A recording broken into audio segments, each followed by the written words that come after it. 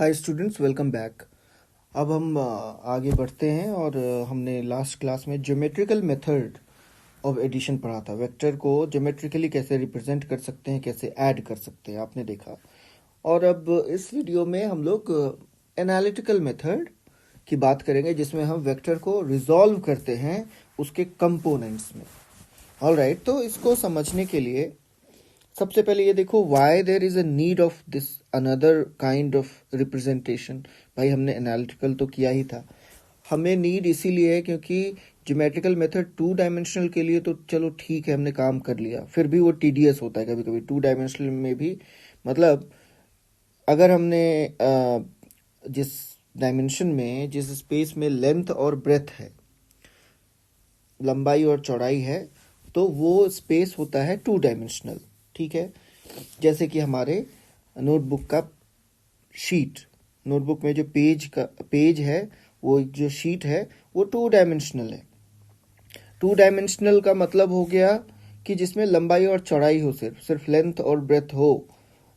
Suppose अगर हम एक पॉइंट से दूसरे पॉइंट पे जाते हैं और हम ये ज़मीन पर ही टच करते हैं एक पॉइंट से दूसरा पॉइंट, तो हमने 2 डायमेंशन को ही कवर किया। हम 3 डायमेंशन को कब कवर करते हैं? सपोज हम ग्राउंड फ्लोर से छत पे चले गए, तो हमने हाइट भी अटेन कर लिया, तो ये 3rd डायमेंशन है। ठीक है, तो इसमें ऐसे मोशन में हमने क्या किया, तीनों डायमेंशन कवर किया। यूजुअली हम क्या करते हैं, 3 डायमेंशनल वर्ल्ड में जीते हैं।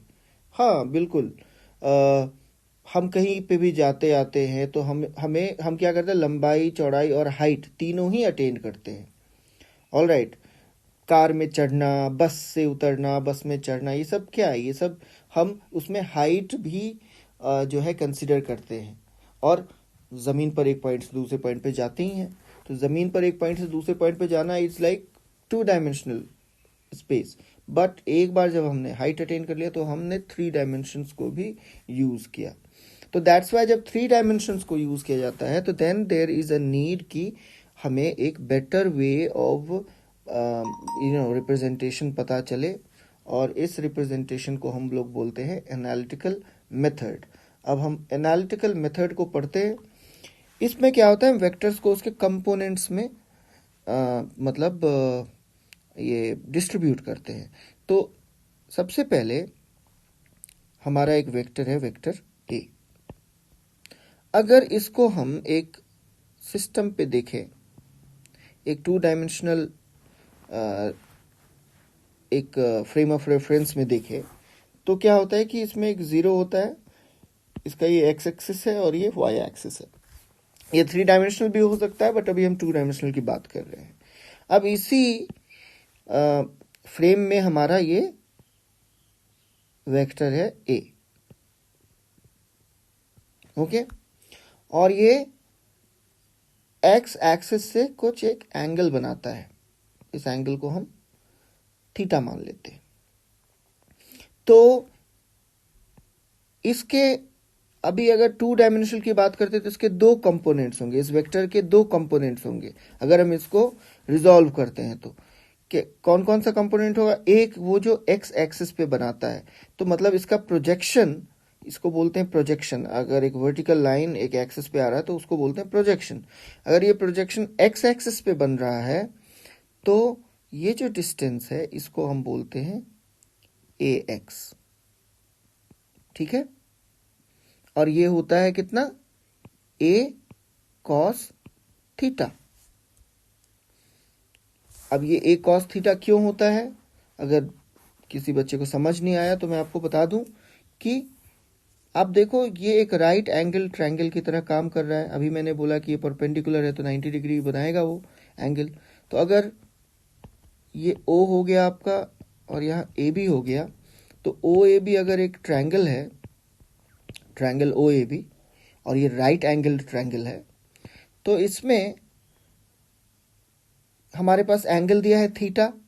तो कॉस थीटा का रिलेशन क्या होता है? Cos theta is equal to, just a moment, base bye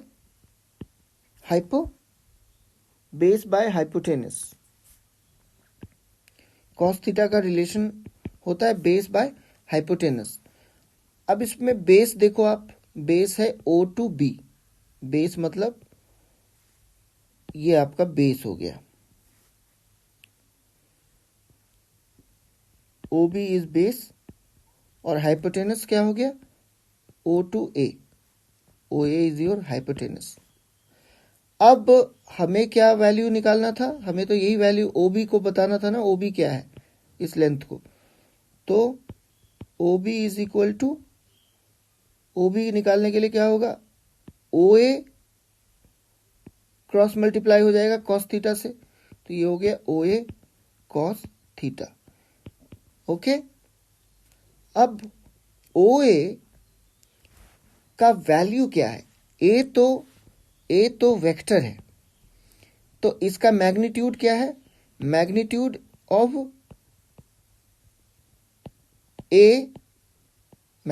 of A को हम मॉड A भी लिखते हैं, तो ये मैग्नीट्यूड है और इसको सिंपली A हम लिख सकते हैं।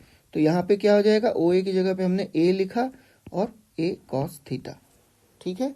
तो मतलब AX जो यहाँ से यहाँ तक का डिस्टेंस था that is actually equal to A cos theta.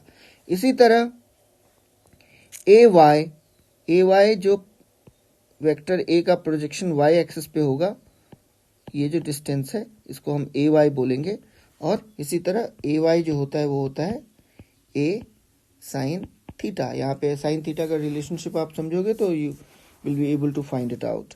Now ये हमारा हो गया, ओके। तो अगर हमें A का हमें मैग्नीट्यूड पता करना है, क्योंकि वेक्टर में हमें क्या क्या पता करना होगा, मैग्नीट्यूड और डायरेक्शन, मतलब थीटा का वैल्यू और जो उसका मैग्नीट्यूड है उस वेक्टर का। A हमारा वेक्टर है और हमने इसको रिजॉल्व कर दिया, ठीक है, हमने इसको रिजॉल्व कर दिया AX और YX में, ठीक है, इसके कंपोनेंट्स में। तो AX और YX क्या है, इसके कंपोनेंट्स है, वेक्टर के ये कंपोनेंट्स हो गए। अब हम चाहते हैं वेक्टर A का मैग्नीट्यूड निकालना। इसके लिए क्या कर सकते हैं हम, इसके लिए सेम ये जो ट्रायंगल की हमने बात की OAB, ये राइट एंगल ट्रायंगल है, तो इसमें पाइथागोरस थ्योरम का यूज कर सकते हैं हम। उससे हमें क्या होगा, हमें उससे हमारा जो है ये वैल्यू मिल जाएगा। कैसे, Pythagoras theorem says hypotenuse square is equal to perpendicular square plus base square. तो हाइपोटेनस यहां पे क्या है, A स्क्वायर, ओके, और A square is equal to perpendicular क्या है, परपेंडिकुलर हमारा है AX का स्क्वायर, परपेंडिकुलर हमारा है AY,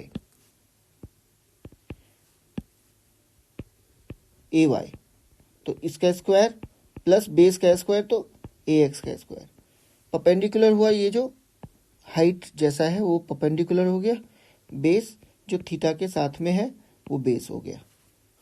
तो फिर वैल्यू ऑफ A मतलब मॉड A या वैल्यू ऑफ A क्या हो जाएगा, अगर स्क्वायर हमने हटा दिया तो ये सारा जो टर्म है राइट हैंड साइड में इट कम्स अंडर रूट, तो A सब Y स्क्वायर प्लस A सब X स्क्वायर, ये हमारा क्या हो गया, मैग्नीट्यूड हो गया।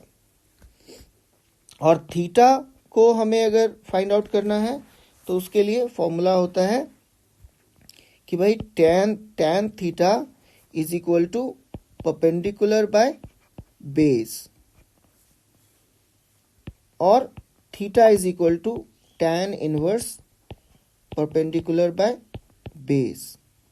यहाँ पे आपका tan इनवर्स तो है, परपेंडिकुलर यहाँ पे है A y बाय AX। तो अगर AY और AX का वैल्यू आपको पता हो तो आप थीटा का वैल्यू निकाल सकते हो, क्योंकि अच्छा AX जो है, AX अभी हमने ये भी डिस्कस किया कि AX is equal to A cos theta और AY is equal to A sine theta.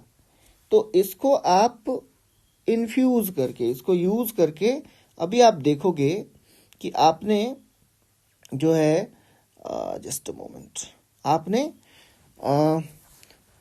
Magnitude खुद ब खुद निकाल लिया। अभी मैग्नीट्यूड का फॉर्मूला हमने क्या देखा था, a is equal to under root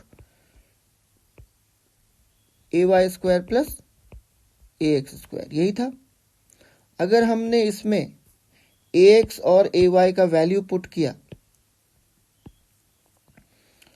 तो अब ay देखो क्या होता है, ay होता है a साइन थीटा, तो इसका स्क्वायर हो जाएगा प्लस a कॉस थीटा, इसका स्क्वायर हो जाएगा।